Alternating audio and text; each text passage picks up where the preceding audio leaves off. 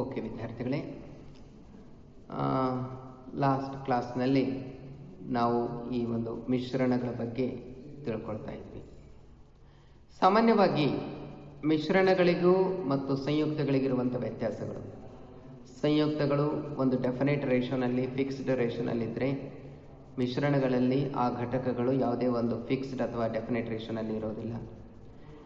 ಆಮೇಲೆ ಎರಡನೇದ್ದು ಡಿಫ್ರೆನ್ಸ್ ಏನಪ್ಪ ಅಂದರೆ, ಕಂಪೌಂಡ್ನಲ್ಲಿರುವಂಥ ಘಟಕಗಳನ್ನು ಬೇರ್ಪಡಿಸ್ಲಿಕ್ಕೆ ಯಾವುದೇ ಒಂದು ಭೌತ ಮೆಥಡ್ಗಳನ್ನು, ವಿಧಾನಗಳನ್ನು ನಾವು ಬಳಸಲಿಕ್ಕೆ ಆಗೋದಿಲ್ಲ. ಆದರೆ ಇಲ್ಲಿ ಭೌತ ವಿಧಾನಗಳನ್ನು ನಾವು ಬಳಸಬಹುದಾಗಿದೆ. ಅಂದರೆ ಅರ್ಥ, ಮಿಶ್ರಣಗಳಲ್ಲಿರುವಂತಹ ಘಟಕಗಳನ್ನು ನಾವು ಭೌತ ವಿಧಾನಗಳ ಮುಖಾಂತರ ಪ್ರತ್ಯೇಕಿಸಬಹುದು. ಅದು ಹ್ಯಾಂಡ್ ಪಿಕ್ಕಿಂಗ್ ಇರ್ಬೋದು, ಅಂದರೆ ಸಾಮಾನ್ಯವಾಗಿ ಕೈನಿಂದ ನಾವು ಅದನ್ನು ತಗೊಳ್ತಾ ಹೋಗಬಹುದು. ಈಗ ಉದಾಹರಣೆಗೆ ಒಂದು ಸಿಂಪಲ್ ಎಕ್ಸಾಂಪಲ್ ನಾನು ಹೇಳ್ತೀನಿ.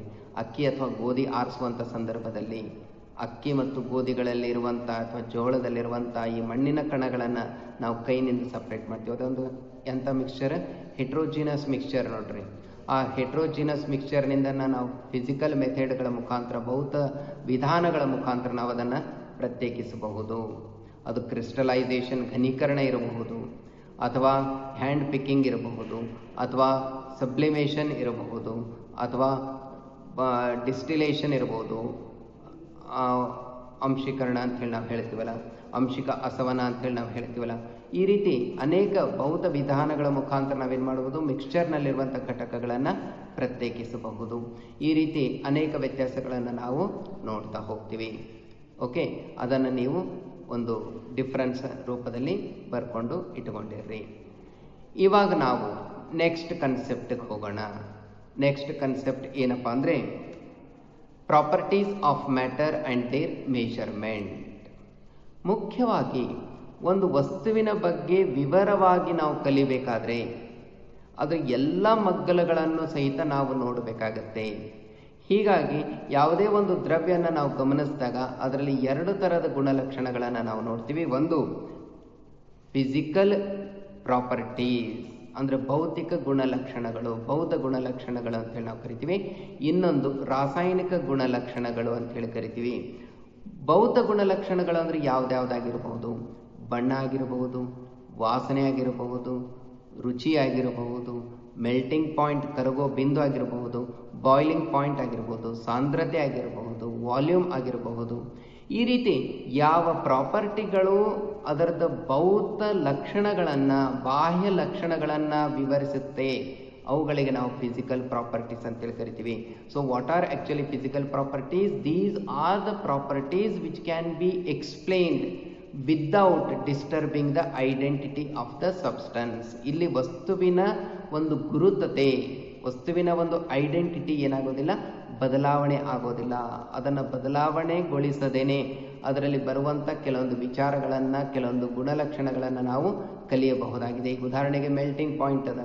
ಈಗ ಮಂಜುಗಡ್ಡೆ ಅದ. ಮಂಜುಗಡ್ಡೆಯನ್ನು ನಾವು ಕರಗಿಸಿದಾಗ 0 ಡಿಗ್ರಿ ಸೆಲ್ಸಿಯಸ್ನಲ್ಲಿ ಕರಗಿಸಿದಾಗ ಅದೇನಾಗುತ್ತೆ, ದ್ರವ ರೂಪಕ್ಕೆ ಬರುತ್ತೆ. ಆದರೆ ಘಟಕಗಳು ಏನಿದೆ, ಐಸ್ನಲ್ಲೂ H2O ಇದೆ, ನೀರಿನಲ್ಲಿ ಅಂದರೆ ದ್ರವ ರೂಪದಲ್ಲಿರುವಂಥ ನೀರಿನಲ್ಲೂ H2O ಇದೆ. ಹೀಗಾಗಿ ಯಾವ ಗುಣಲಕ್ಷಣಗಳು ಕೇವಲ ಅದರದ ಬಾಹ್ಯ ರಚನೆಯನ್ನು, ಬಾಹ್ಯ ಅಂಶಗಳನ್ನು ವಿವರಿಸಲ್ಪಡುತ್ತದೆ, ಅವುಗಳನ್ನು ನಾವು ಫಿಸಿಕಲ್ ಪ್ರಾಪರ್ಟೀಸ್ ಅಂತೇಳಿ ಕರಿತೀವಿ. That means these are physically perceived. ಅಂದರೆ ಏನರ್ಥ, ಇವುಗಳನ್ನು ನಾವು ಅನುಭವಿಸಬಹುದಾಗಿದೆ, ಅಥವಾ ತಿಳ್ಕೊಳ್ಳಬಹುದಾಗಿದೆ, ಅಥವಾ ನೋಡಬಹುದಾಗಿದೆ ಅಂತ ಹೇಳ್ತೀನಿ. ಅದೇ ರೀತಿ ಕೆಮಿಕಲ್ ಪ್ರಾಪರ್ಟೀಸನ್ನು ನಾವು ಗಮನಿಸಿದಾಗ ಮುಖ್ಯವಾಗಿ ಅವು ರಿಯಾಕ್ಷನ್ಸ್ಗಳನ್ನು ನಾವು ಒಳಗೊಂಡಿರ್ತವೆ, ಅಂದರೆ ಕ್ರಿಯೆಗಳು. ಈಗ ಉದಾಹರಣೆಗೆ ಕಾರ್ಬನ್ ಆಮ್ಲಜನಕದೊಂದಿಗೆ ವರ್ತಿಸಿದಾಗ ಕಾರ್ಬನ್ ಡೈಆಕ್ಸೈಡ್ ಸಿಗುತ್ತೆ. ಇಲ್ಲಿ ಕಾರ್ಬನ್ ಡೈಆಕ್ಸೈಡ್ ಅನ್ನೋದು ಒಂದು ಹೊಸ ಉತ್ಪನ್ನ. ಕಾರ್ಬನ್ ಡೈಆಕ್ಸೈಡ್ ಅನ್ನೋದು ಒಂದು ಹೊಸ ಉತ್ಪನ್ನ ಆಗಿರುತ್ತೆ. ಈ ಒಂದು ಹೊಸ ಉತ್ಪನ್ನ ತನ್ನದೇ ಆದಂಥ ಗುಣಲಕ್ಷಣಗಳನ್ನು ಒಳಗೊಂಡಿರುತ್ತೆ. ಕಾರ್ಬನ್ ತನ್ನದೇ ಆದಂಥ ಗುಣಲಕ್ಷಣ ಒಳಗೊಂಡಿರುತ್ತೆ. ಅಂದಾಗ ಕಾರ್ಬನ್ ಡೈಆಕ್ಸೈಡ್ ಆದಾಗ ಕಾರ್ಬನ್ ತನ್ನ ಗುಣಲಕ್ಷಣಗಳನ್ನು ಕಳ್ಕೊಂಡಿರುತ್ತೆ, ಆಕ್ಸಿಜನ್ ತನ್ನ ಗುಣಲಕ್ಷಣಗಳನ್ನು ಕಳ್ಕೊಂಡಿರುತ್ತೆ. ಸೊ ಈ ರೀತಿ ಕೆಮಿಕಲ್ ಪ್ರಾಪರ್ಟೀಸ್ಗಳನ್ನು ನಾವು ಎಕ್ಸ್ಪ್ಲೈನ್ ಮಾಡುವಂಥ ಸಂದರ್ಭದಲ್ಲಿ ದ್ರವ್ಯ ಆಗಲಿ ಅಥವಾ ಮ್ಯಾಟರ್ ಆಗಲಿ ತನ್ನ ಒಂದು ಗುಣಲಕ್ಷಣಗಳನ್ನು, ತನ್ನ ಒಂದು ಐಡೆಂಟಿಟಿಯನ್ನು ಕಳ್ಕೊಂಡಿರುತ್ತೆ. ಸೊ ಇವುಗಳು ಯಾವ್ಯಾವಪ್ಪ ಅಂದರೆ ಕಾಂಪೋಸಿಷನ್ ಅನ್ನಬಹುದು, ಕಂಬಸ್ಟಿಬಿಲಿಟಿ ಅಂದರೆ ದಹನ ಕ್ರಿಯೆ ಅನ್ನಬಹುದು, ಅಥವಾ ಆಮ್ಲ ಮತ್ತು ಪ್ರತ್ಯಾಮ್ಲಗಳೊಂದಿಗೆ ರಿಯಾಕ್ಷನ್ಸ್ ಅನ್ನಬಹುದು. ಈ ರೀತಿ ವಿವಿಧ ಪ್ರಕಾರದ ರಿಯಾಕ್ಷನ್ಗಳಲ್ಲಿ ಒಂದು ವಸ್ತು ತನ್ನ ಐಡೆಂಟಿಟಿಯನ್ನು ಕಳ್ಕೊಂಡಿದ್ದೆ. ಆದರೆ ಅಂಥ ಗುಣಲಕ್ಷಣಗಳನ್ನು ನಾವೇನಂತ ಕರಿತೀವಿ? ಕೆಮಿಕಲ್ ಪ್ರಾಪರ್ಟೀಸ್ ಅಂತ ಹೇಳಿ ಕರಿತೀವಿ. So the chemical properties are those properties in which the chemical substance lost their identity and get converted into a new product, and that product has its own characters. It is nowhere concerned with the components which were involved during the reaction. So ಇದು ಸಾಮಾನ್ಯವಾಗಿ chemical properties. ಅಂದರೆ ಮುಖ್ಯವಾಗಿ ಈ ಒಂದು physical ಮತ್ತು chemical ಪ್ರಾಪರ್ಟೀಸ್ಗಳು ಒಂದು ದ್ರವ್ಯದ ಜೊತೆ ಯಾವಾಗಲೂ ನಿರಂತರವಾಗಿ ಇರುತ್ತವೆ. ಆ ಎರಡೂ ಪ್ರಾಪರ್ಟೀಸ್ಗಳು ಎಕ್ಸ್ಪ್ಲೈನ್ ಮಾಡುವುದೇ ನಾವು ಒಂದು ದ್ರವ್ಯದ ಬಗ್ಗೆ ಪಡೆಯುವಂಥ ಸಂಪೂರ್ಣ ಮಾಹಿತಿಯಾಗಿರುತ್ತೆ. ಸೆಕೆಂಡ್, ಈ ಫಿಸಿಕಲ್ ಪ್ರಾಪರ್ಟೀಸ್ಗಳನ್ನು ನಾವು ಮೇಜರ್ಮೆಂಟ್ ಮಾಡ್ತೀವಿ, ಅಳತೆ ಗೋಲಿದೆ ಅವುಗಳಿಗೆ. ಸೊ ಇಲ್ಲಿ ಮುಖ್ಯವಾಗಿ ಈ ಫಿಸಿಕಲ್ ಪ್ರಾಪರ್ಟೀಸ್ಗಳನ್ನು ನಾವು ಒಂದು ವಸ್ತುವಿನ ಐಡೆಂಟಿಟಿಯನ್ನು, ಗುರುತತೆಯನ್ನು ಕಳೆದು ಹೋಗದೇ ಇರುವಂಥ ರೂಪದಲ್ಲಿ, ಈಗ ಉದಾಹರಣೆಗೆ ನಾನು ಹೇಳಿದೆ ಮೆಲ್ಟಿಂಗ್ ಪಾಯಿಂಟ್ ಮತ್ತು ಬಾಯ್ಲಿಂಗ್ ಪಾಯಿಂಟ್. ನೀರಿನ ಕುದಿಯೋ ಬಿಂದು 100 ಡಿಗ್ರಿ ಸೆಲ್ಸಿಯಸ್ ಅಂತೀವಿ, ಅದೇ ಅದರದ್ದು ಕರಗೋ ಬಿಂದು ನಾವು 0 ಡಿಗ್ರಿ ಸೆಲ್ಸಿಯಸ್ ಅಂತೀವಿ. ಇಲ್ಲಿ ನೀರು ಅನ್ನೋದು ಅಂದರೆ ನೀರಿನಲ್ಲಿರುವಂಥ H2O ಮಾಲಿಕ್ಯೂಲ್ದ ಐಡೆಂಟಿಟಿಯನ್ನು ತಪ್ಪಿಸದೇನೆ ಅಥವಾ ಬದಲಾವಣೆ ಮಾಡದೇನೆ ನಾವು ಫಿಸಿಕಲ್ ಪ್ರಾಪರ್ಟೀಸ್ಗಳನ್ನು ಎಕ್ಸ್ಪ್ಲೇನ್ನು ಮಾಡಬಹುದು, ಮೇಜರ್ನು ಮಾಡಬಹುದು. Okay, so physical properties can be measured or observed without changing the identity of the compound or composition of the compound. Next, chemical properties always requires chemical change to occur. ನಾನು ಈಗಾಗಲೇ ಹೇಳಿದೆ, chemical properties ನಲ್ಲಿ ಏನಾಗುತ್ತೆ, ಒಂದು ವಸ್ತು ತನ್ನ ಐಡೆಂಟಿಟಿಯನ್ನು, ಗುರುತತೆಯನ್ನು ಕಳೆದುಕೊಳ್ಳುತ್ತೆ.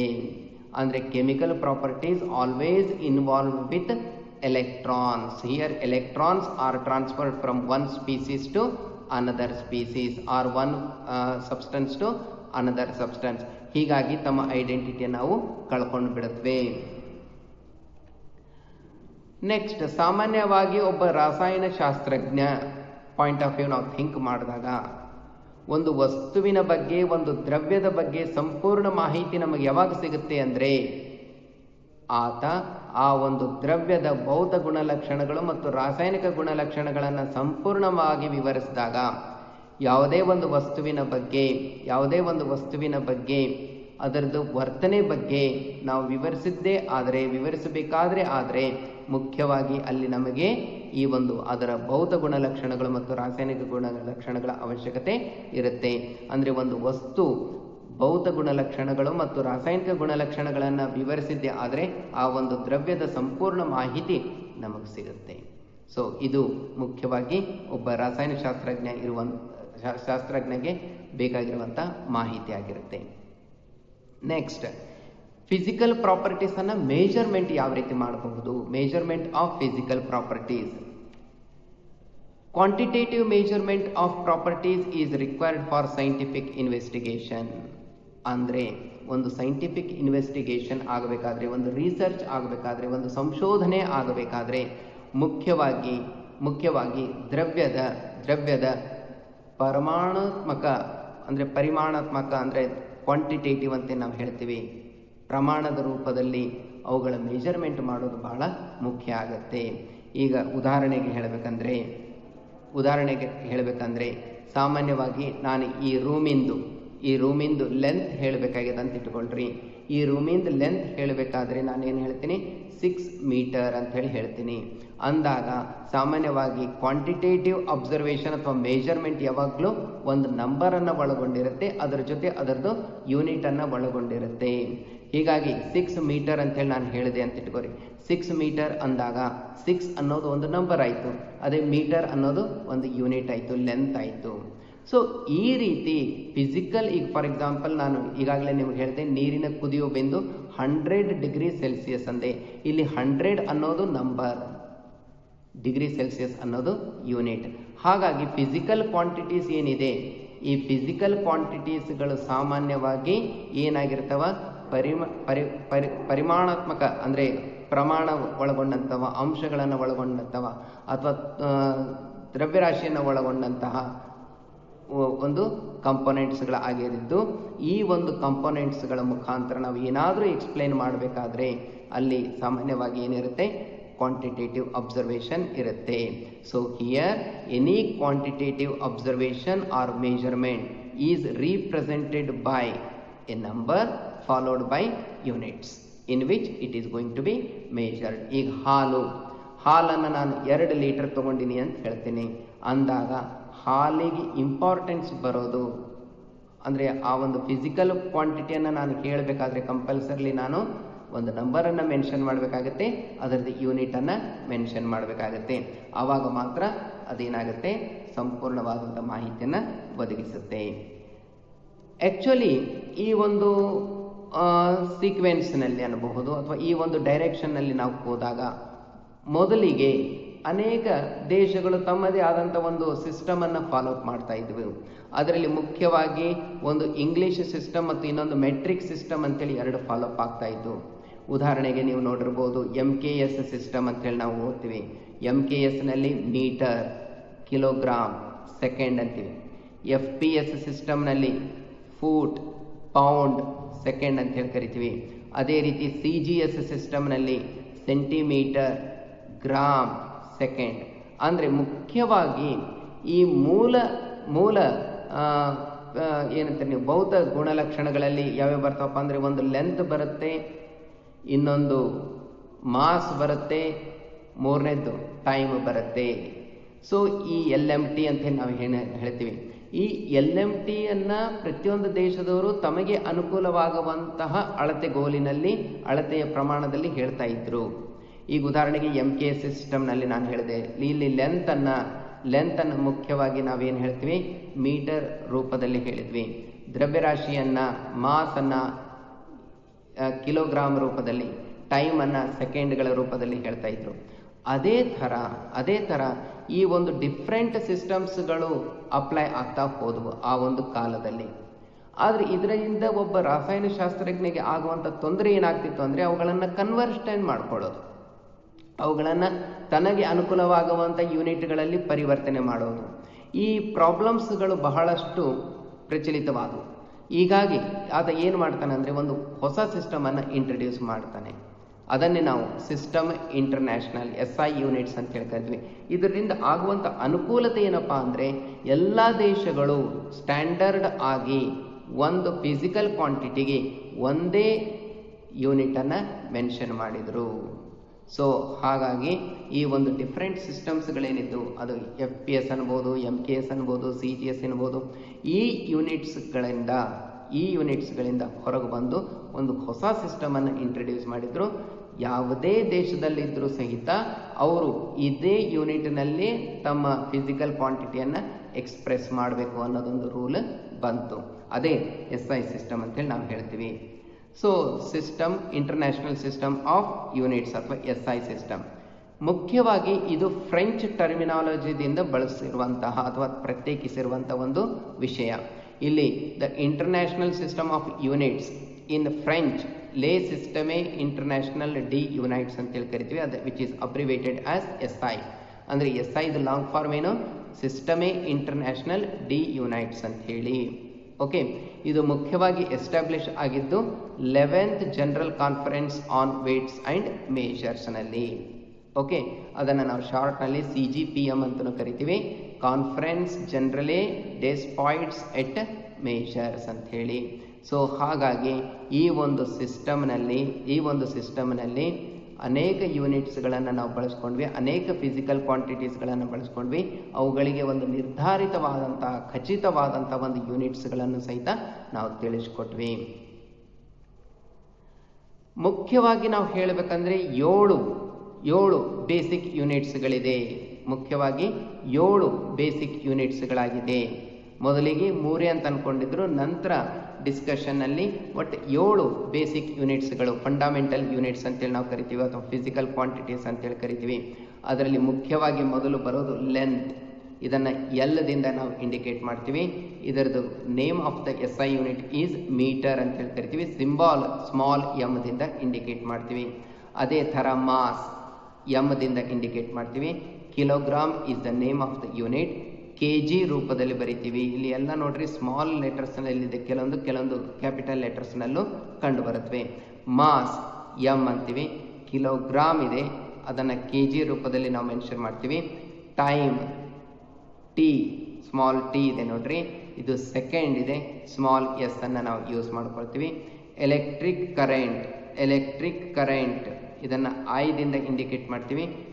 Ampere is the unit name. A, capital A ಅನ್ನು use ಮಾಡ್ತೀವಿ. ಥರ್ಮೋಡೈನಾಮಿಕ್ ಟೆಂಪರೇಚರ್ ಟಿ ದಿಂದ ಇಂಡಿಕೇಟ್ ಮಾಡ್ತೀವಿ. ಕೆಲ್ವಿನ್ ಇದರದ್ದು ಯೂನಿಟ್ ಆಗುತ್ತೆ.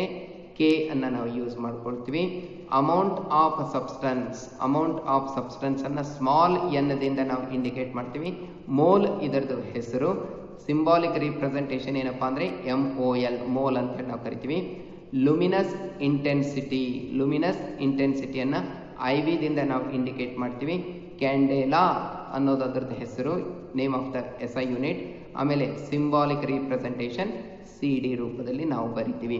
ಸೊ ಈ ರೀತಿ 7 ಬೇಸ್ ಯೂನಿಟ್ಸ್ಗಳನ್ನು ಏನು ಮೆನ್ಷನ್ ಮಾಡಿದ್ದಾರೆ, ಪ್ರತಿಯೊಂದಕ್ಕೂ ತನ್ನದೇ ಆದಂಥ ಅರ್ಥವಿದೆ, ತನ್ನದೇ ಆದಂಥ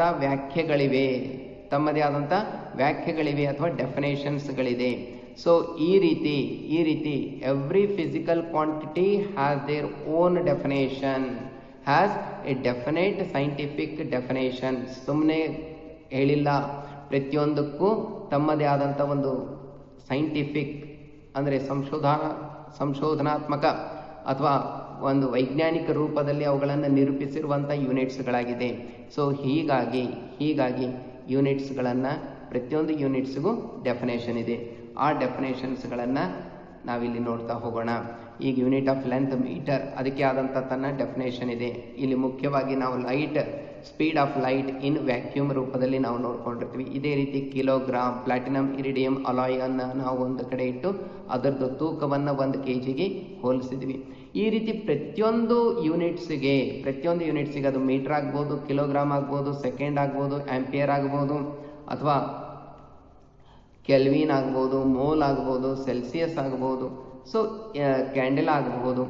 ಯಾವುದೇ ಯೂನಿಟನ್ನು ನೀವು ತಗೊಳ್ರಿ, ಪ್ರತಿಯೊಂದು ಯೂನಿಟ್ಗೂ ಒಂದು ಡೆಫಿನೇಷನನ್ನು ಕೊಟ್ಟಿದ್ದಾರೆ. ಆ ಡೆಫಿನೇಷನ್ ಸೈಂಟಿಫಿಕಲಿ ಪ್ರೂವ್ಡ್ ಆಗಿದೆ. ಓಕೆ, ಸೊ ಇದು ಯೂನಿಟ್ಸ್ಗಳು ಮತ್ತು ಅವುಗಳಿಗೆ ಸಂಬಂಧಪಟ್ಟಂಥ ವ್ಯಾಖ್ಯೆಗಳಂತೇಳಿ ನಾವು ಹೇಳಬಹುದು. ಇದನ್ನು ನೀವು ಒಂದು ಗ್ಲಾನ್ಸ್ ಮಾಡಿದ್ರಿ, ಒಂದು ಟೆಕ್ಸ್ಟ್ ಬುಕ್ಕನ್ನು ನೀವು ಗ್ಲಾನ್ಸ್ ಮಾಡಿದ್ರಿ ಅಂದರೆ ನಿಮ್ಮ ಅನುಭವಕ್ಕೆ ಬರುತ್ತೆ. ಆದರೆ 7 ಬೇಸಿಕ್ ಯೂನಿಟ್ಸನ್ನು ನಾವು ಕನ್ಸಿಡರ್ ಮಾಡಿದ್ವಿ.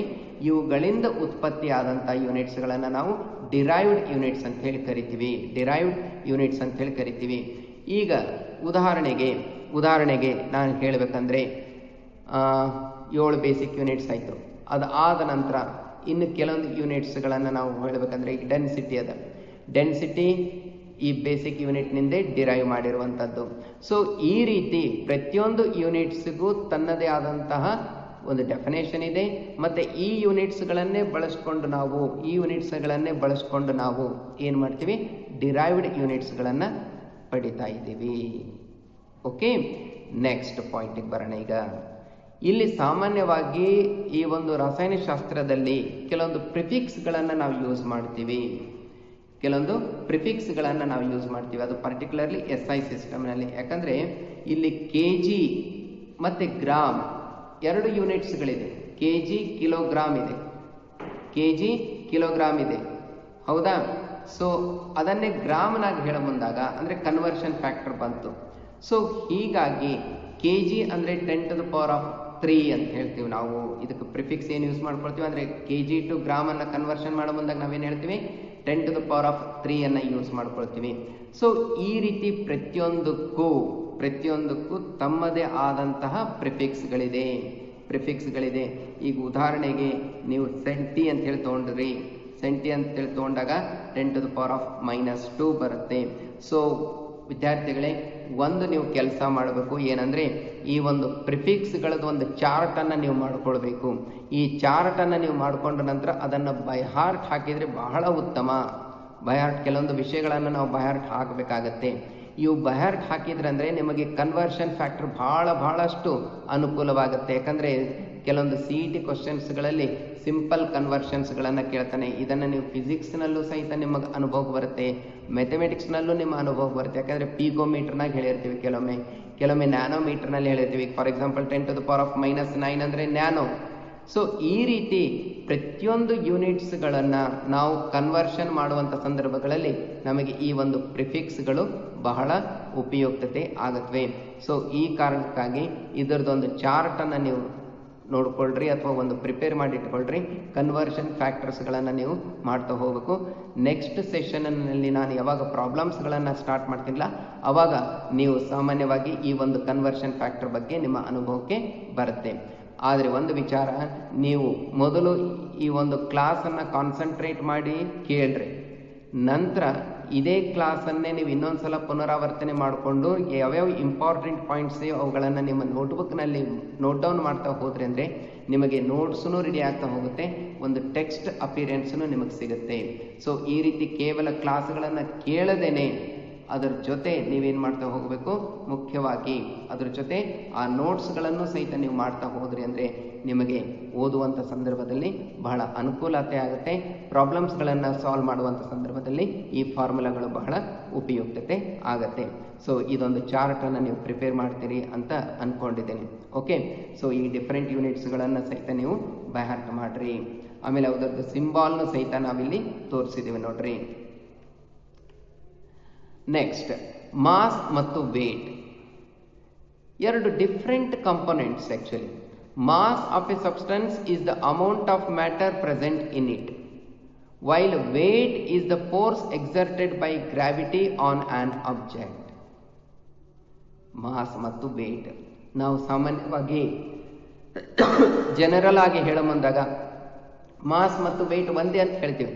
ಆದರೆ ಮಾಸ್ ಯಾವಾಗಲೂ ಡೆಫಿನೆಟ್ ಇರುತ್ತೆ. ಒಂದು ವಸ್ತುವಿನಲ್ಲಿರುವಂಥ ಅಮೌಂಟ್ ಆಫ್ ಸಬ್ಸ್ಟೆನ್ಸ್ ಅಂತ ಹೇಳ್ತೀವಿ ನಾವು. Amount of substance present in a matter is mass. ಅದೇ ರೀತಿ ವೇಟ್ ಅಂದಾಗ ಯಾವಾಗ ಹೇಳ್ತೀವಿ ನಾವು ಅಂದರೆ it is the force exerted by gravity on on object. ಈ ರೀತಿ ಒಬ್ಬ ವ್ಯಕ್ತಿಯ ವೇಟ್ ಒಂದು ಜಾಗದಿಂದ ಇನ್ನೊಂದು ಜಾಗಕ್ಕೆ ವ್ಯತ್ಯಾಸ ಆಗಬಹುದು, ಆದರೆ ಮಾಸ್ ಮಾತ್ರ ಯಾವಾಗಲೂ ಫಿಕ್ಸ್ಡ್ ಆಗಿರುತ್ತೆ. ಈಗ ಉದಾಹರಣೆಗೆ ನೀವು ಈ ಗುಲ್ಬರ್ಗಾ ಸೈನ್ಸ್ ಸೆಂಟರ್ಗೆ ನೀವು ಹೋದ್ರಿ ಅಂದರೆ, ಗುಲ್ಬರ್ಗಾ ಸೈನ್ಸ್ ಸೆಂಟರ್ನಲ್ಲಿ ನೀವು ಹೋದ್ರಿ ಅಂದರೆ ನಮ್ಮ ತೂಕ ಅರ್ತ್ ಪ್ಲಾನೆಟ್ನಲ್ಲಿ ಭೂಮಿಯಲ್ಲಿ ಎಷ್ಟಿದೆ, ಚಂದ್ರನಲ್ಲಿ ಎಷ್ಟಿದೆ, ಗುರುಗ್ರಹಗಳಲ್ಲಿ ಎಷ್ಟಿದೆ, ಶನಿ ಗ್ರಹಗಳಲ್ಲಿ ಎಷ್ಟು ಬರುತ್ತೆ ಅನ್ನೋದನ್ನು ನೀವು ಲೆಕ್ಕಾಚಾರ ಹಾಕಬಹುದು. ಯಾಕಂದರೆ ವೇಟ್ ಎದ್ರ ಮೇಲೆ ಡಿಪೆಂಡ್ ಆಗುತ್ತೆ, ಗ್ರಾವಿಟೇಷನಲ್ ಫೋರ್ಸ್ ಮೇಲೆ ಡಿಪೆಂಡ್ ಆಗುತ್ತೆ. The force exerted by gravity on on object. ಅದೇ ರೀತಿ ಮಾಸ್ ಒಂದು ಅಮೌಂಟ್ ಆಫ್ ಸಬ್ಸ್ಟೆನ್ಸ್, ಒಂದು ವಸ್ತುವಿನ ಒಳಗಡೆ ಇರುವಂಥ ದ್ರವ್ಯ ರಾಶಿಗೆ ಸಂಬಂಧಪಟ್ಟಿದ್ದು. ಓಕೆ, ಸೊ ಈ ರೀತಿ ಮಾಸ್ ಮತ್ತು ವೇಟ್ ಎರಡು ಸೇಮ್ ಅಲ್ಲ, ಎರಡು ಏನವೇ ಡಿಫ್ರೆಂಟ್ ಆಗಿದೆ. ವೇಟ್ ಯಾವಾಗಲೂ ಏನಾಗ್ತಾ ಹೋಗುತ್ತೆ, ಪ್ಲೇಸ್ ಟು ಪ್ಲೇಸ್ ಚೇಂಜ್ ಆಗ್ತಾ ಹೋಗುತ್ತೆ. ಆದರೆ ಮಾಸ್ ಮಾತ್ರ ನೀವು ಯಾವುದೇ ಪ್ಲೇಸ್ನಾಗ ಹೋದ್ರೂ ಮಾಸ್ ಮಾತ್ರ ಕಾನ್ಸ್ಟೆಂಟ್ ಇರುತ್ತೆ, ಸೇಮ್ ಇರುತ್ತೆ. The mass of a substance is always constant, whereas its weight may vary from one place to another due to change in the gravitational force. So gravitational force place to place ಏನಾಗ್ತಾ ಇರುತ್ತೆ, change ಆಗ್ತಾ ಇರುತ್ತೆ. ಹೀಗಾಗಿ ಸಾಮಾನ್ಯವಾಗಿ ಏನಾಗುತ್ತೆ, wait different ಆಗ್ತಾ ಹೋಗುತ್ತೆ, but mass ಯಾವಾಗಲೂ ಕಾನ್ಸ್ಟೆಂಟ್ ಆಗಿ ಉಳಿಯುತ್ತೆ, ಯಾಕಂದರೆ ಅದು independent of the gravitational force. Next, SI unit of mass is kilogram. ಈಗಾಗಲೇ ನಾವು SI ಯೂನಿಟ್ ಬಗ್ಗೆ ಮಾತಾಡ್ತಾ ಇದ್ವಲ್ಲ, so SI unit of mass is kilogram. Next, ಗಾತ್ರದ ಬಗ್ಗೆ ನಾವು ಇನ್ಫಾರ್ಮೇಷನ್ ಅನ್ನು ತಗೊಳ್ಳೋಣ. Volume is the amount of space occupied by a substance. ಅಂದರೆ ಒಂದು ವಸ್ತು ಆಕ್ರಮಿಸಿಕೊಂಡಿರುವಂಥ ಗಾತ್ರ, ಒಂದು ವಸ್ತು ಆಕ್ರಮಿಸಿಕೊಂಡಿರುವಂತಹ ಜಾಗವನ್ನು ನಾವೇನಂತ ರೆಫರ್ ಮಾಡ್ತೀವಿ, ವಾಲ್ಯೂಮ್ ಅಂತೇಳಿ ರೆಫರ್ ಮಾಡ್ತೀವಿ. It is the amount of space occupied by the substance. ಒಂದು ವಸ್ತು ಆಕ್ರಮಿಸಿಕೊಂಡಿರುವಂತಹ ಜಾಗವನ್ನು, ಅದು 3 ಡೈಮೆನ್ಷನಲ್ಲಿ ಇರುತ್ತೆ ನೋಡ್ರಿ. ಯಾವಾಗಲೂ ಒಂದು ವಸ್ತು ಆಕ್ರಮಿಸಿಕೊಂಡಿರುವಂತಹ ಅಥವಾ ಆವರಿಸಿಕೊಂಡಿರುವಂತಹ ಒಂದು ಏನಕ್ಕೆ ಜಾಗಕ್ಕೆ ನಾವು ವಾಲ್ಯೂಮ್ ಅಂತೇಳಿ ಕರಿತೀವಿ. ಇದನ್ನು ಮುಖ್ಯವಾಗಿ ನಾವು ಲೆಂತ್ ಕ್ಯೂಬ್ ಅಂತೇಳಿ ಬರ್ತೀವಿ. ಯಾಕಂದ್ರೆ ಇಲ್ಲಿ ಹೈಟ್ ಇಂಟು ಬ್ರೆಡ್ ಇಂಟು ಏನಾಗುತ್ತೆ ಎಲ್ ಕ್ಯೂಬ್ ಅಂತೇಳಿ ನಾವು ಬರಿತೀವಿ ಸಾಮಾನ್ಯವಾಗಿ. Height, bread and length. Okay, so 3 ಯೂನಿಟ್ಸ್ಗಳನ್ನು ಅದು ಒಳಗೊಂಡಿರುತ್ತೆ. ಅದನ್ನು ಮೀಟರ್ ಕ್ಯೂಬ್ ರೂಪದಲ್ಲಿ ನಾವು ರಿಪ್ರೆಸೆಂಟ್ ಮಾಡ್ತೀವಿ. ಇದರಲ್ಲಿ ವಾಲ್ಯೂಮ್ SI ಯೂನಿಟ್ನಲ್ಲಿ. ಆದರೆ ನಮ್ಮ ಲ್ಯಾಬೊರೇಟರಿಗಳ ಕನ್ವಿನಿಯೆಂಟ್ಗೋಸ್ಕರ, ಲ್ಯಾಬೊರೇಟರಿನಲ್ಲಿ ನಾವು ಮಾಡುವಂಥ ಪ್ರಯೋಗಗಳ ಅನುಕೂಲತೆಗೋಸ್ಕರ ಅದನ್ನು ನಾವು CM ಕ್ಯೂಬ್ಗಳಲ್ಲೂ ಸಹಿತ DM ಕ್ಯೂಬ್ಗಳಲ್ಲೂ ಸಹಿತ ಎಕ್ಸ್ಪ್ರೆಸ್ ಮಾಡ್ತೀವಿ. SI unit point of view metre cube ಇದೆ. ಆದರೆ ನಮ್ಮ ಅನುಕೂಲತೆಗೋಸ್ಕರ ನಾವೇನು ಮಾಡ್ತೀವಿ, ಅದನ್ನು CM ಕ್ಯೂಬ್ನಲ್ಲಿ, DM ಕ್ಯೂಬ್ನಲ್ಲಿ, ಕೆಲವೊಂದು ಸಂದರ್ಭಗಳಲ್ಲಿ ಲೀಟರ್ಗಳ ರೂಪದಲ್ಲಿನೂ ಸಹಿತ ನಾವು ಹೇಳ್ತೀವಿ. ಇದು ವಾಲ್ಯೂಮ್ ಆಯಿತು. Next, common unit litre which is not an SI unit is used for the measurement of volume of ಲಿಕ್ವಿಡ್ಸ್ಗಳನ್ನು ಸಾಮಾನ್ಯವಾಗಿ ನಾವು ಮೆಜರ್ ಮಾಡಬೇಕಾದ್ರೆ ಸಾಮಾನ್ಯವಾಗಿ ನಾವು ಲೀಟರನ್ನೇ ಬಳಸ್ಕೊಳ್ತಾ ಇದ್ದೀವಿ. ಅದು SI ಯೂನಿಟ್ ಅಲ್ಲ ಆ್ಯಕ್ಚುಲಿ, ಆದ್ರೂ ಅದನ್ನೇ ಬಳಸ್ಕೊಳ್ತಾ ಇದ್ದೀವಿ. ಯಾಕಂದರೆ ನಮಗೆ ಅನುಕೂಲತೆ ಆಗುತ್ತೆ, ನಮ್ಮ ಅನುಕೂಲಗೋಸ್ಕರ ನಾವು ಅದನ್ನು ಬಳಸ್ಕೊಳ್ತಾ ಹೋಗ್ತೀವಿ. ಓಕೆ, ಸೊ ಹೀಗಾಗಿ ಲೀಟರನ್ನು ನಾವು ಬಳಸ್ಕೊಳ್ತಾ ಹೋಗ್ತೀವಿ. ಹಾಗಾದರೆ 1 ಲೀಟರ್ ಎಷ್ಟಕ್ಕೆ ಸಮನಾಗಿರುತ್ತೆ ಅಂದರೆ 1000 ಮಿಲಿಲೀಟರ್. ಅದೇ 1000 CM ಕ್ಯೂಬ್ ಅಥವಾ 1000 ml equals to 1 DM cube, 1 decimetre cube. So ಇದು ಕನ್ವರ್ಷನ್ ಫ್ಯಾಕ್ಟರ್ಸ್ ಅಂತೇಳಿ ನಾವು ಹೇಳಬಹುದು. ಆಮೇಲೆ ಸಾಮಾನ್ಯವಾಗಿ ಲ್ಯಾಬೊರೇಟರಿಗಳಲ್ಲಿ ನಾವು ಈ ಒಂದು ವಾಲ್ಯೂಮ್ ಆಫ್ ಲಿಕ್ವಿಡ್ಸ್ಗಳನ್ನು ಮೇಜರ್ ಮಾಡಬೇಕಾಗಿತ್ತು ಅಂತ ಅಂದ್ಕೊಳ್ರಿ. ಆವಾಗ ನಾವು ಏನನ್ನು ಬಳಸ್ಕೊಳ್ತೀವಪ್ಪ ಅಂದರೆ ಗ್ರ್ಯಾಜುಯೇಟೆಡ್ ಸಿಲಿಂಡರ್ಸ್ಗಳನ್ನು ಬಳಸ್ಕೊಳ್ತೀವಿ, ಬ್ಯೂರೇಟ್ಗಳನ್ನು ಬಳಸ್ಕೊಳ್ತೀವಿ, ಪಿಪೇಟ್ಗಳನ್ನು ಬಳಸ್ಕೊಳ್ತೀವಿ, ವಾಲ್ಯೂಮೆಟ್ರಿಕ್ ಫ್ಲಾಸ್ಕನ್ನು ಬಳಸ್ಕೊಳ್ತೀವಿ. ಈ 4-5 ಗ್ಲಾಸ್ ಗ್ಲಾಸ್ ಅಪರ್ಟಸ್ಗಳನ್ನು ನಾವು ಬಳಸಿಕೊಂಡು ವಾಲ್ಯೂಮನ್ನು ಡಿಟರ್ಮೈನ್ ಮಾಡ್ತೀವಿ, ವಾಲ್ಯೂಮನ್ನು ಕ್ಯಾಲ್ಕುಲೇಟ್ ಮಾಡ್ಕೊಳ್ತೀವಿ. ಅದರದ್ದೊಂದು ಫಿಗರನ್ನು ನೀವು ನೋಡ್ರಿ. ಇಲ್ಲಿ ಫಸ್ಟ್ ಫಿಗರ್ ಏನು ರೀಪ್ರೆಸೆಂಟ್ ಮಾಡುತ್ತೆ ಅಂದರೆ ಅದೊಂದು ಬ್ಯೂರೇಟ್. ನಿಮ್ಮ ಅನುಭವಕ್ಕೆ ಬರುತ್ತೆ, ಯಾವಾಗ ನೀವು ಪ್ರಯೋಗಶಾಲೆಗಳಲ್ಲಿ ಎಂಟರ್ ಆಗ್ತಿರಲ್ಲ ಅವಾಗ ಒಂದು ಫಸ್ಟ್ ಪ್ರಾಕ್ಟಿಕಲ್ ಕ್ಲಾಸ್ನಲ್ಲಿ ನಾವು ಇವುಗಳನ್ನೆಲ್ಲ ನಿಮಗೆ ತೋರಿಸ್ಕೊಡ್ತೀವಿ. ಸೊ ಇಲ್ಲಿ ಮೊದಲನೇದು ಬ್ಯೂರೇಟ್ ಅಂತ ಹೇಳಿ ಕರಿತೀವಿ. ಎರಡನೇ ಫಿಗರ್ ಏನು ರೀಪ್ರೆಸೆಂಟ್ ಮಾಡ್ತೀವಿ ಅದನ್ನು ಪಿಪೇಟ್ ಅಂತ ಹೇಳಿ ಕರಿತೀವಿ. ಮೂರನೇದು ಮೇಜರಿಂಗ್ ಜಾರ್ ಅಂತ ಹೇಳಿ ಹೇಳ್ತೀವಿ. ನಾಲ್ಕನೇದು ಸಾಮಾನ್ಯವಾಗಿ ವಾಲ್ಯೂಮೆಟ್ರಿಕ್ ಫ್ಲಾಸ್ಕ್ ಅಂತ ಹೇಳಿ ಕರಿತೀವಿ.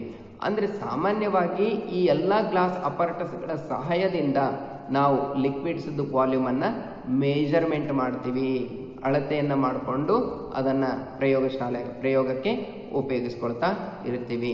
So these are the common glass wares are apparatus which are generally used in the laboratory for determining, for calculating volume of the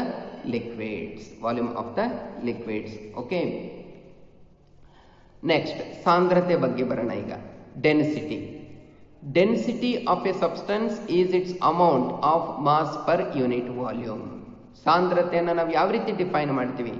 mass divided by volume ಅಂತೇಳಿ define ಮಾಡ್ತೀವಿ. Mass divided by volume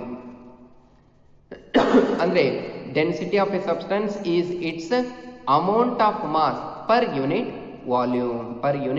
volume. ಹಾಗಾದರೆ density ಅನ್ನೋದು ಒಂದು derived unit ಆಯಿತು. ಯಾಕಂದರೆ ಇಲ್ಲಿ mass ಅನ್ನೋದು basic unit, volume ಅನ್ನೋದು ಸಹಿತ ಒಂದು ಡಿರೈವ್ಡ್ ಯೂನಿಟ್ ಆಗುತ್ತೆ. ಸೊ ಹಾಗಾಗಿ SI ಯೂನಿಟ್ ಆಫ್ ಯಾವುದು ಡೆನ್ಸಿಟಿನ ನಾವು ಕ್ಯಾಲ್ಕುಲೇಟ್ ಮಾಡಿದ್ದೆ ಆದರೆ SI unit of mass, SI unit of volume. SI unit of mass ಏನಿದೆ? kg ಇದೆ. SI unit of volume metre cube ಇದೆ. ಸೊ ಅಂದಾಗ ಯೂನಿಟ್ ಏನಾಗುತ್ತೆ? kg ಪರ್ ಮೀಟರ್ ಕ್ಯೂಬ್ ಆಗುತ್ತೆ. ಡೆನ್ಸಿಟಿದು SI ಯೂನಿಟ್ ಏನು? kg ಪರ್ ಮೀಟರ್ ಕ್ಯೂಬ್ ಆಗುತ್ತೆ. ಆದರೆ ಲ್ಯಾಬೊರೇಟರಿಗಳಲ್ಲಿ ನಾವು ಜನರಲಿ ನಾನ್ SI ಯೂನಿಟ್ಸ್ಗಳನ್ನೇ ಬಳಸ್ತಾ ಇರ್ತೀವಿ. ಕೆಲವೊಮ್ಮೆ ಅದು ಗ್ರಾಮ್ ಪರ್ CM ಕ್ಯೂಬನ್ನು ಬಳಸ್ಕೊಳ್ತೀವಿ. ಡೆನ್ಸಿಟಿಗೆ, ಸಾಂದ್ರತೆಗೆ ನಾವು ಗ್ರಾಮ್ ಪರ್ CM ಕ್ಯೂಬನ್ನು ಬಳಸ್ಕೊಳ್ತಾ ಇರ್ತೀವಿ. Next temperature point of view ಹೇಳಬೇಕಂದ್ರೆ ಸಾಮಾನ್ಯವಾಗಿ ಈಗಾಗಲೇ ನಿಮ್ಮ ಅನುಭವಕ್ಕಿದೆ ಉಷ್ಣತೆ ಮತ್ತು ಶಾಖಕ್ಕಿರುವಂಥ ವ್ಯತ್ಯಾಸ. ಟೆಂಪರೇಚರ್, ಉಷ್ಣತೆ. There are 3 common scales to measure the temperature. ಸಾಮಾನ್ಯವಾಗಿ 3 ಸ್ಕೇಲ್ಸ್ಗಳಿದೆ ನಮ್ಮ ಹತ್ರ, 3 ಅಳತೆಗೋಲುಗಳಿದೆ ಏನನ್ನ, ಟೆಂಪರೇಚರನ್ನು ಅಳತೆ ಮಾಡುವಲ್ಲಿ. ಒಂದು ಡಿಗ್ರಿ ಸೆಲ್ಸಿಯಸ್ ಅಂತೀವಿ, ಇನ್ನೊಂದು ಡಿಗ್ರಿ ಫ್ಯಾರನ್ ಹೀಟ್ ಅಂತೀವಿ, ಮೂರನೇದು ಕೆಲ್ವಿನ್ ಅಂತ ಹೇಳಿ ಕರಿತೀವಿ.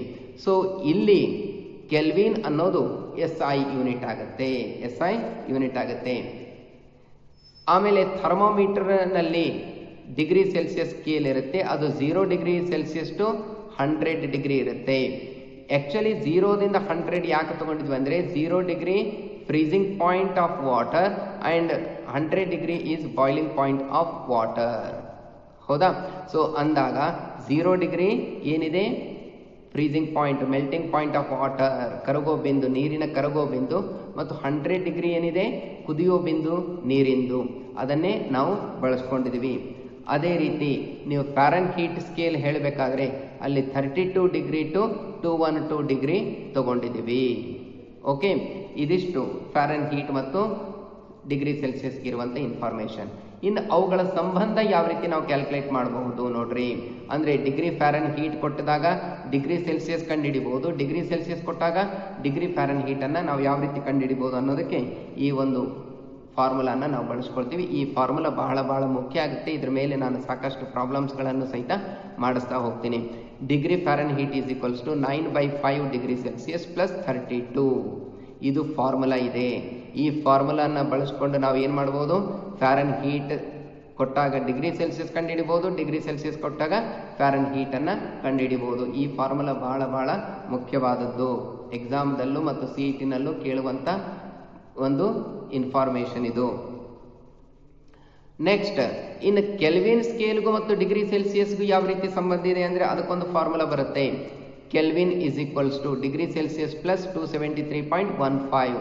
ಅಂದರೆ ಅರ್ಥ ನೋಡ್ರಿ, ಇಲ್ಲಿ ಡಿಗ್ರಿ ಸೆಲ್ಸಿಯಸ್ ಕೊಟ್ಟಿದ್ದ ಅಂದರೆ ನಾವು ಕೆಲ್ವಿನ್ ಕಂಡುಹಿಡಿಬಹುದು, ಕೆಲ್ವಿನ್ ಕೊಟ್ಟಿದ್ದ ಅಂದರೆ ಡಿಗ್ರಿ ಸೆಲ್ಸಿಯಸ್ ಅನ್ನು ಕಂಡುಹಿಡಿಬಹುದು. ಸೊ ಇವೆರಡು ಫಾರ್ಮುಲಾಗಳ ಮುಖಾಂತರ ನಾವೇನು ಮಾಡ್ಬೋದು, ಕನ್ವರ್ಷನ್ ಫ್ಯಾಕ್ಟರ್ಸ್ ಅನ್ನು ಮಾಡ್ಬೋದು. ಡಿಗ್ರಿ ಸೆಲ್ಸಿಯಸ್ ಕೊಟ್ಟಿದ್ದ ಅಂದರೆ ಫ್ಯಾರನ್ ಹೀಟ್ ಕೊಟ್ಟಿದ್ದ ಅಂದರೆ ಕೆಲ್ವಿನ್ ರೂಪದಲ್ಲೂ ಸಹಿತ ನಾವು ನೋಡ್ಕೊಳ್ಬಹುದು, ಅವುಗಳನ್ನು ಬಳಸಬಹುದು. ಈ ಒಂದು ಸೂತ್ರಗಳ ಮುಖಾಂತರ ನಾವೇನು ಮಾಡ್ಬೋದು, ಕನ್ವರ್ಷನ್ ಮಾಡ್ಕೊಳ್ಬಹುದು. ಈಗ ನಿಮಗೆ ಒಂದು ವಿಶೇಷವಾದಂಥ ಮಾಹಿತಿಯನ್ನು ಕೊಡ್ತೀನಿ. ಇಲ್ಲಿ ನಾನು 3 ಟೆಂಪರೇಚರ್ ಸ್ಕೇಲ್ಗಳನ್ನು ನಿಮಗೆ ತೋರಿಸಿದ್ದೀನಿ. ಒಂದು ಫ್ಯಾರನ್ ಹೀಟ್ ರಿಪ್ರೆಸೆಂಟೇಷನ್, ಇನ್ನೊಂದು ಸೆಲ್ಸಿಯಸ್ ಡಿಗ್ರಿ ಸೆಲ್ಸಿಯಸ್, ಮೂರನೇದು ಕೆಲ್ವಿನ್. ಇಲ್ಲಿ ಮುಖ್ಯವಾಗಿ ನೀವು ಗಮನಿಸಿದಾಗ ಇಲ್ಲಿ ಫ್ಯಾರನ್ ಹೀಟ್ 32 ಡಿಗ್ರಿ ಫ್ಯಾರನ್ ಹೀಟ್ ಇದೆ, ಅಲ್ಲಿಂದ ಶುರು ಆಗಿತ್ತು 212 ಡಿಗ್ರಿ ಫ್ಯಾರನ್ ಹೀಟ್. ಅದೇ ರೀತಿ ನೀವು ಡಿಗ್ರಿ ಸೆಲ್ಸಿಯಸ್ನಾಗ ಹೋದಾಗ 100 ಡಿಗ್ರಿ ಸೆಲ್ಸಿಯಸ್ ಇದೆ ಮತ್ತು 0 ಡಿಗ್ರಿ ಸೆಲ್ಸಿಯಸ್ನಿಂದ ಶುರು ಆಗುತ್ತೆ. ಅಂದರೆ 32 degree Fahrenheit is equals to 0 degree Celsius ಅಂತ. ಅದು ಆ್ಯಕ್ಚುಲಿ ಏನು, ಮೆಲ್ಟಿಂಗ್ ಪಾಯಿಂಟ್ ಆಫ್ ವಾಟರ್ ಅಂತ ಹೇಳಿ. ಅದೇ ಥರ ನೀವು 25 ಡಿಗ್ರಿ ಸೆಲ್ಸಿಯಸ್ಗೆ ಹೋದಾಗ ಅಲ್ಲಿ 77 ಡಿಗ್ರಿ ಫ್ಯಾರನ್ ಹೀಟ್ ಬರುತ್ತೆ. ಅದೇ ಥರ ನೀವು 37 ಡಿಗ್ರಿ ಸೆಲ್ಸಿಯಸ್ ಹೋದಾಗ ಅದು ಹ್ಯೂಮನ್ ಬಾಡಿ ಟೆಂಪ್ರೇಚರ್, ಇಲ್ಲಿ 98.6 ಫ್ಯಾರನ್ ಹೀಟನ್ನು ತೋರಿಸುತ್ತೆ. 212 ಡಿಗ್ರಿ ಫ್ಯಾರನ್ ಹೀಟ್ ಮುಖ್ಯವಾಗಿ ಬಾಯ್ಲಿಂಗ್ ಪಾಯಿಂಟ್ ಆಫ್ ವಾಟರ್ ತೋರಿಸುತ್ತೆ. ಅಂದರೆ ಇದು ಸೆಲ್ಸಿಯಸ್ ಮತ್ತು ಫ್ಯಾರನ್ ಹೀಟ್ಗೆ ಇರುವಂಥ ಸಂಬಂಧಗಳನ್ನು ನಾವು ನೋಡ್ತೀವಿ. ಇನ್ನು ಯಾರಾದರೂ ಕೇಳ್ಬೋದು, ಯಾಕೆ 32 ಡಿಗ್ರಿ ಫ್ಯಾರನ್ ಹೀಟ್ನಿಂದೇ ಶುರು ಮಾಡಿದ್ರು ಅಂದರೆ ನೀವು ಹೇಳ್ಬೋದು 0 degree Celsius is equals to 32 degree Fahrenheit ಅಂತ ಹೇಳಿ. ನೆಕ್ಸ್ಟ್, ಇನ್ನು ಕೆಲ್ವಿನ್ ಸ್ಕೇಲ್ಗೆ ಹೋದಾಗ ಅಲ್ಲಿ ಸ್ಟಾರ್ಟ್ ಆಗೋದೇ 273.15 ಕೆಲ್ವಿನ್, ಅದು ಈಕ್ವಲೆಂಟ್ ಟು 0 ಡಿಗ್ರಿ ಸೆಲ್ಸಿಯಸ್ ಆಗುತ್ತೆ. ಅದಾದ ನಂತರ ನಾವು 298 ಕೆಲ್ವಿನ್ಗೆ ಹೋದಾಗ ಅದು ರೂಮ್ ಟೆಂಪ್ರೇಚರ್ ಆಗುತ್ತೆ. 310 ಕೆಲ್ವಿನ್ ಆದಾಗ 310 kelvin is nothing but 37 degree Celsius, ಅದು ಹ್ಯೂಮನ್ ಬಾಡಿ ಟೆಂಪ್ರೇಚರ್. ಅದೇ 373 ಕೆಲ್ವಿನ್ ಹೋದಾಗ ಅದು 100 ಡಿಗ್ರಿ ಸೆಲ್ಸಿಯಸ್ ಆಗುತ್ತೆ. ಸೊ ಇಲ್ಲಿ ಒಂದು ವಿಚಾರ ಏನಪ್ಪ ಅಂದರೆ ಕೆಲ್ವಿನ್ ಸ್ಕೇಲ್ನಲ್ಲಿ ನೆಗೆಟಿವ್ ವ್ಯಾಲ್ಯೂಸ್ಗಳು ಬರೋದಿಲ್ಲ, ಡಿಗ್ರಿ ಸೆಲ್ಸಿಯಸ್ನಲ್ಲಿ ನೆಗೆಟಿವ್ ವ್ಯಾಲ್ಯೂಸ್ ಬರುತ್ತೆ. ಫಾರ್ ಎಕ್ಸಾಂಪಲ್ -4 ಡಿಗ್ರಿ ನಿಮಗೆ ಸಿಗ್ಬೋದು, ಆದರೆ ಕೆಲ್ವಿನ್ನಲ್ಲಿ ಮೈನಸ್ ಇರೋದಿಲ್ಲ, ಎಲ್ಲನೂ ಪ್ಲಸ್ ವ್ಯಾಲ್ಯೂನಲ್ಲಿ ನಮಗೆ ಸಿಗುತ್ತೆ. ಅದೇ ಒಂದು ಅನುಕೂಲತೆ ಇರೋಗೋಸ್ಕರ ನಾವು ಕೆಲ್ವಿನನ್ನೇ SI ಯೂನಿಟ್ ರೂಪದಲ್ಲಿ ಬಳಸ್ಕೊಂಡಿದ್ದೀವಿ. ಈ ಕ್ಲಾಸ್ನಲ್ಲಿ ಇದ್ರ ಬಗ್ಗೆ ಮಾಹಿತಿ ಆಯಿತು.